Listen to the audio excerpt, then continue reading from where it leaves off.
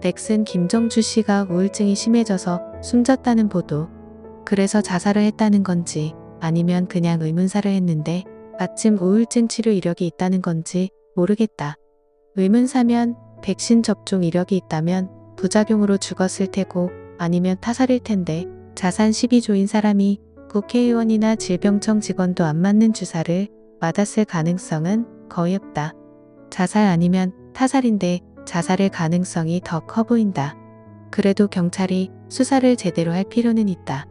우울증 치료 이력이 있는 사람이 의문사했을 때 무조건 자살로 결론 짓는 관행은 좋지 않다.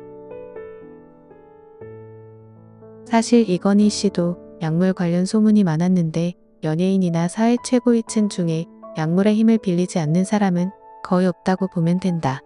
피카소와 고흐 등 유명 화가들도 앱 상태에 취해 환영을 보고 그림을 그렸고 비틀즈도 LSD에 취해 노래를 썼다. 심지어 스티브 잡스도 LSD의 찬양자였다. 아이폰과 마약의 관계를 유추해 볼 수 있다.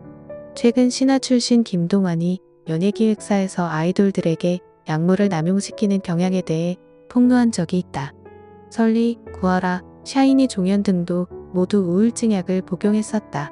최진실, 최진영 남매는 모두 졸피뎀을 복용 중이었다. 사실 우울증으로 죽는 사람들의 거의 대부분은 우울증 때문이 아니라 우울증약, 즉 향정신성 약물에 의해 죽는다. 수면제도 향정신성 약물에 해당한다.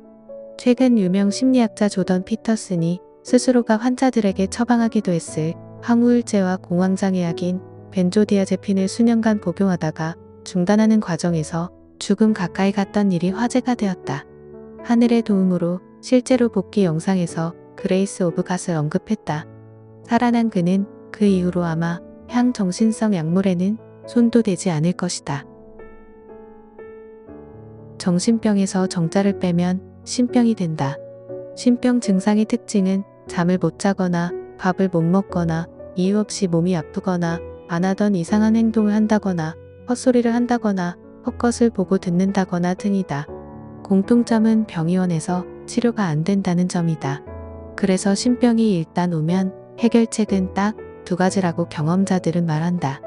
신내림을 받거나 예수 믿거나. 정신병의 주요 증상도 잠을 못 자거나 밥을 못 먹거나 이유 없이 몸이 아프거나 안 하던 이상한 행동을 한다거나 헛소리를 한다거나 헛것을 보고 듣는다거나 등이다. 신내림 받거나 예수 믿으면 사라지는 증상이다. 사실 옛날 같았으면 볼 것도 없이 신병으로 여겼을 것이다. 그러던 것이 요즘에 와서는 약으로 정신을 살짝 멍하게 하거나 혹은 각성시켜서 문제를 일시적으로 덮어두는 것이 유행이다. 그래서 미국의 정신과에서 상담 치료를 중요시한다. 약으로 일단 급한 불을 끄고 상담으로 근본적인 이유를 알아내 치료를 하겠다는 것. 그런데 그 상담이라는 것이 고해성사, 회계와 닮아있다. 상담사들은 상담에서 가장 중요한 부분이 진실성이라고 말한다. 환자와 의사가 서로에게 100% 진실해야만 문제를 해결할 수 있다는 건데 흥미로운 부분은 환자로 하여금 비밀을 보장해주고 마음속에 있는 말들을 모두 쏟아내게 하는 것만으로도 정신증이 치료되는 경우가 적지 않다는 것이다. 일종의 회개가 되는 경우에는 이렇게 불면증, 우울증, 공황 등이 마치 바람처럼 날아가 버리기도 한다. 하지만 회개가 제대로 이루어지지 않는 경우에는 상담이 효과가 없고 약물에 점점 더 의존하게 된다. 신경안정제인 자낙스 등 벤조디아제핀 계열의 약을 장기 복용하다가 끊으려던 사람들의 50%가 자살했다. 다른 향정신성 약들도 비율이 그보다 낮다 뿐이지 스토리는 비슷하다. 정신과 상담에서 고해성사가 효과를 발휘한다는 사실은 정신증이 양심과 관련이 있을 가능성을 강하게 시사한다. 나는 이걸 양심이 존재를 부인한다라고 부른다.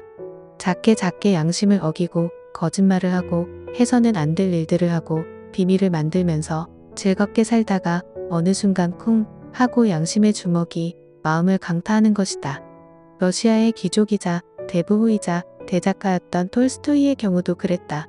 어마어마한 재산, 사회적 지위와 명예, 단란한 가정, 모든 것이 완벽했던 그가 50대에 들어섰을 때쯤 갑자기 우울증이 닥쳤다.